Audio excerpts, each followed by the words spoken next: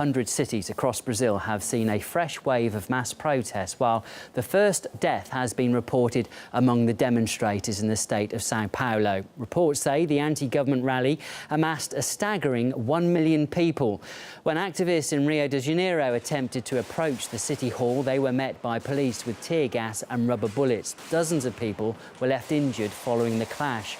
Crowds that gathered in the capital, Brasilia, received the same treatment from the authorities, and President Dilma Rousseff has cancelled a visit to Japan to deal with the crisis. RT's Ignacio Jubila reports. Hundreds of thousands have taken to the streets all over Brazil in an unprecedented public protest. The hottest spot of the unrest remains Sao Paulo, where tear gas has been fired at protesters who tried to take over the local government's building. In the capital, Brasilia, clashes have erupted when riot police faced off with protesters trying to break through towards the Congress. In Rio de Janeiro, local police resorted to tear gas to disperse crowds marching towards City Hall. Police say some 300,000 people have rallied, but organizers claim it's twice as many. There are reports that around 30 people have been injured. Earlier, around 8,000 security officers have been deployed near the city stadium ahead of Confederations Cup football match between the Spanish and Tahiti football teams. Such rallies are believed to be the most violent in a decade. The protesters say they're angry at the government's excessive spending for the 2014 World Cup. And another point of discontent is the increase of public transport fees in several Brazilian cities.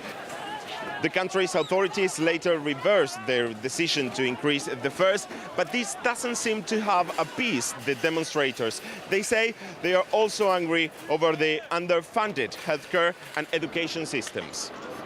The unrest comes 6 months ahead of elections in Brazil, and as we can see, there are plenty of complaints towards President Dilma Rousseff's government. The protesters say they will remain until they see change and promise a fresh wave of rallies to take place for the next days. Well, political analyst Adrian Salbucci believes it is ultimately the colossal gap between the rich and the poor that is enraging the people. Brazil has very serious problems, social problems. It has to cope with poverty.